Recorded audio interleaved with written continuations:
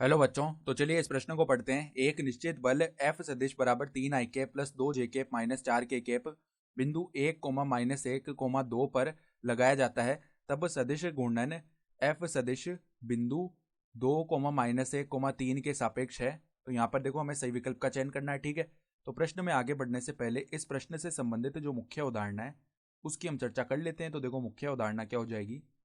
हम जानते हैं कि जब भी ए बी सदिश लिखा हुआ है तो उसका अर्थ क्या होता है, बिंदु बी का स्थिति सदिश, बिंदु बी का स्थिति सदिश माइनस में बिंदु ए का स्थिति सदिश, ये होता है इसका अर्थ। ठीक है, तो अब ध्यान से देखो, हमें जो बल है उसका सदिश रूप दिया हुआ है, क्या है, 3 i कैप प्लस में 2j कैप माइनस में 4k कैप। सही है। अब मान लो यहां पर कोई बिंदु ए है। ठीक है, इस ए बिंदु के निर्देशांक हम मान लेते हैं 1 कोमा माइनस 1 कोमा 2। अब इस पर वो कह रहा है बल लगा रहे हैं, तो मान लो ये कोई बल इस पर लग रहा होगा, एफ सदिश है। ठीक है, एफ सदिश बल इस पर लग रहा है और हमें सदिश गुणन निकालना है बिंदु 2 कोमा माइनस 1 कोमा 3 के सापेक्ष। तो यहाँ पर कोई दूसरा बिंदु बी आ रहा होगा जिसके निर्देशांक हम मान लेते हैं 2 कोमा माइनस 1 कोमा 3। ठीक है, तो इसके सापेक्ष इस बल का क्या करना है हमें, इसके सापेक्ष हमें इस बल का निकालना है घूर्णन सदिश। ठीक है, तो वो क्या होता है, देखो घूर्णन सदिश को अगर हम एम सदिश बोल लेना तो वो किसके बराबर आता है, आर सदिश क्रॉस में एफ सदिश। अब ये आर सदिश होता है ना, ये क्या होता है यहाँ पर, ये वाला होता है आर सदिश। ठीक है, यानी कि हम जिसके सापेक्ष निकाल रहे हैं ना, जिस बिंदु के सापेक्ष, उसको तो हम मतलब उसको तो यहाँ पे रखते हैं और मतलब ये जो बी ए सदिश आएगा ना, ये निकालना पड़ेगा हमें पहले। ठीक है, तो बी ए सदिश आर सदिश के बराबर आता है।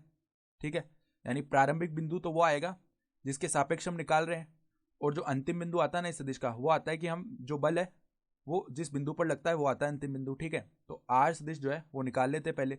वो क्या आएगा, देखो हमारे पास बी ए सदिश। तो बी ए सदिश क्या हो जाएगा, बिंदु बी का स्थिति सदिश क्या है, देखो यहाँ पर, नहीं बिंदु ए का स्थिति सदिश लिखना पड़ेगा ना पहले। तो बी ए सदिश के लिए ए बिंदु का स्थिति सदिश लिख लेते हैं, तो आई कैप माइनस जे कैप प्लस में 2k कैप माइनस में देखो बिंदु बी का स्थिति सदिश है 2i कैप माइनस जे कैप प्लस में 3k कैप।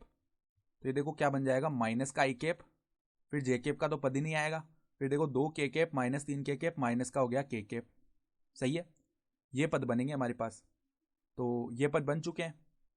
तो अब हम क्या करते हैं, जो सदिश गुणन है वो निकाल लेते हैं। तो m सदिश बराबर में क्या आएगा, देखो माइनस आई कैप माइनस के कैप, इसका हमें सदिश गुणा करना पड़ेगा। f सदिश का मान है 3i कैप प्लस में 2j कैप माइनस का 4k कैप। तो इनका सदिश गुणन करने के लिए देखो सदिश गुणन, यहाँ पर पहले हम क्या करते हैं, सारणिक बनाते हैं, आई कैप जे कैप के कैप लिखते हैं। फिर यहाँ पर देखो जो पहला सदिश है उसमें आई कैप जे कैप और के कैप के गुणांक लिखने पड़ते हैं दूसरी पंक्ति में। तो माइनस 1 0 माइनस का 1 आएगा, फिर यहाँ पर उसी प्रकार 3 2 माइनस 4 आ जाएगा। तो अब देखो इस सारणिक का प्रसार कर लेते हैं, वही हमारा क्या हो जाएगा, सदिश घूर्णन आ जाएगा। तो देखो एम सदिश का जो मान है वो किसके बराबर आएगा हमारा, पहले आई कैप लिखते हैं, इसके गुणा में देखो क्या आ जाएगा हमारा, 0 और प्लस में 2।